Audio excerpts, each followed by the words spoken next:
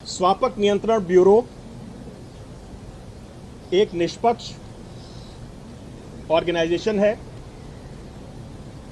जो कि इस देश को नशा मुक्त बनाने के लिए एक असाधारण से चुनौती का सामना कर रहा है। हम लोग एनसीबी में पब्लिक सोर्सेस से पाई गई सूचना के आधार पर और अपनी इंटेलिजेंस पे और सर्वेलेंस मेथड्स के आधार पर जो सूचना मिलती है उसके आधार पर कार्य करते हैं। एक स्पेसिफिक इंफॉर्मेशन के आधार पर international cruise terminal green gate में कॉर्डेला क्रूज शिप पर 2 तारीख को रेड की गई और 8 लोगों को कई तरह के ड्रग्स के साथ, जिसमें कोकेन, मेफेड्रॉन, चरस, हाइड्रोपोनिक वीड और एमडीए शामिल था, के साथ गिरफ्तार किया गया। इनके पास से 1,33,000 रुपए भी बरामद हुए।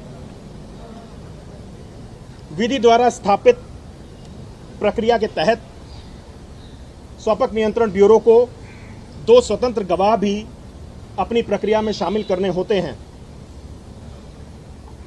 चूंकि ये सारे ऑपरेशन वास्तविक समय के आधार पर होते हैं, तो इन इंडिपेंडेंट विटनेसेस का फील्ड वेरिफिकेशन और इनके बारे में जानकारी इकट्ठा करना मुश्किल होता है, क्योंकि उस समय हमारा मुख्य उद्देश्य ड्रग की रिकवरी और ऑपरेशन पर होता है।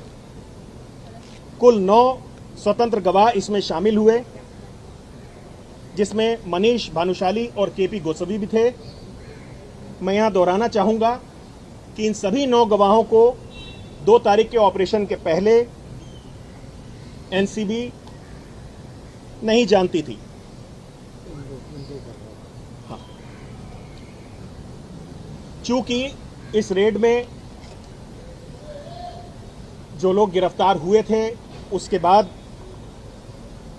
उनकी सेफ्टी को ध्यान में रखते हुए काफ़ी भीड़ जो कि इकट्ठा हो गई थी, तमाम सारे कैमरे थे, उसको ध्यान में रखते हुए इनको एनसीबी ऑफिस में लाया गया।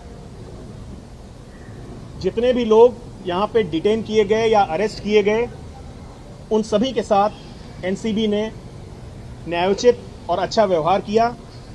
यहाँ तक कि उनके पक्ष के वकील ने भी एनसीबी के ऑफिसर्स में अपना विश्वास जाहिर किया है और ये कोर्ट रूम की में दर्ज है।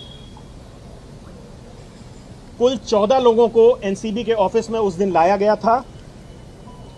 सभी को धारा 67 के अंतर्गत नोटिस इशू किया गया। सभी को थॉरोली एग्जामिनेशन किया गया और उनके स्टेटमेंट रिकॉर्ड किए गए। इस सारी प्रक्रिया के बाद उन 14 व्यक्तियों में से 8 के खिलाफ सबूतों के आधार पर उन्हें गिरफ्तार किया गया और 6 लोगों को सबूतों के अभाव में छोड़ा गया। पंचनामा हम लोग स्पॉट पर बनाते हैं। विभिन्न ऑपरेशंस में ये ड्रग स्पॉट विभिन्न हो सकते हैं। किसी एक ऑपरेशन में भी विभिन्न स्पॉट पे अलग अलग तरीके से कार्रवाई होती है, तो उसमें समय भी फर्क होता है, प्रक्रिया भी फर्क होती है और रिसोर्सेज भी फर्क होते हैं।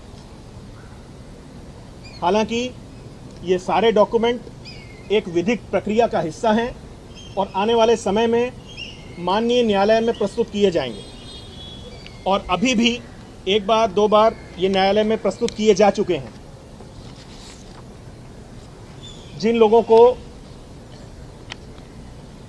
एनसीबी ने अरेस्ट किया था, 8 लोगों को, उनके लिए पुलिस कस्टडी कोर्ट ने शुरुआती तौर पे 1 दिन की ग्रांट की। उसके बाद 4 दिन की अवधि और बढ़ाई गई और उसके बाद 14 दिन के लिए उनको जुडिशियल कस्टडी में आर्थर जेल भेज दिया गया है।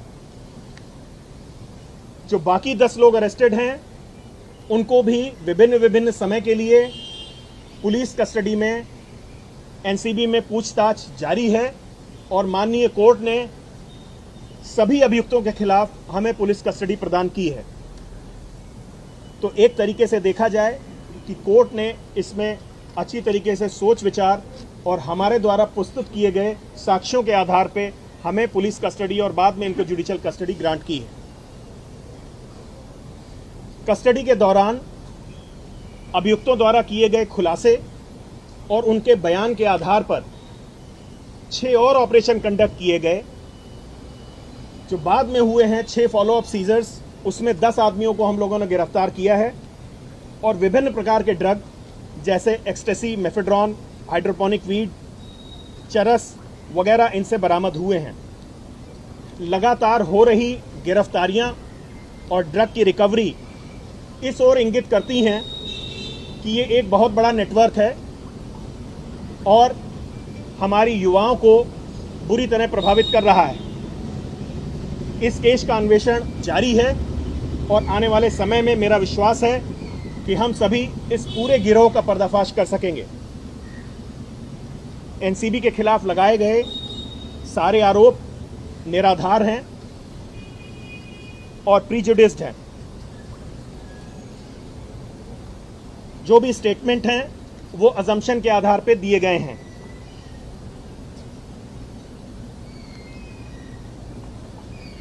जो भी डॉक्यूमेंट और रिकॉर्ड है उसमें विधि द्वारा स्थापित पूरी प्रक्रिया को फॉलो करते हुए एनसीबी ने कागजात बनाए हैं और वो एक माननीय न्यायालय के सामने प्रस्तुत किए गए हैं और आने वाले समय में प्रस्तुत किए जाएंगे।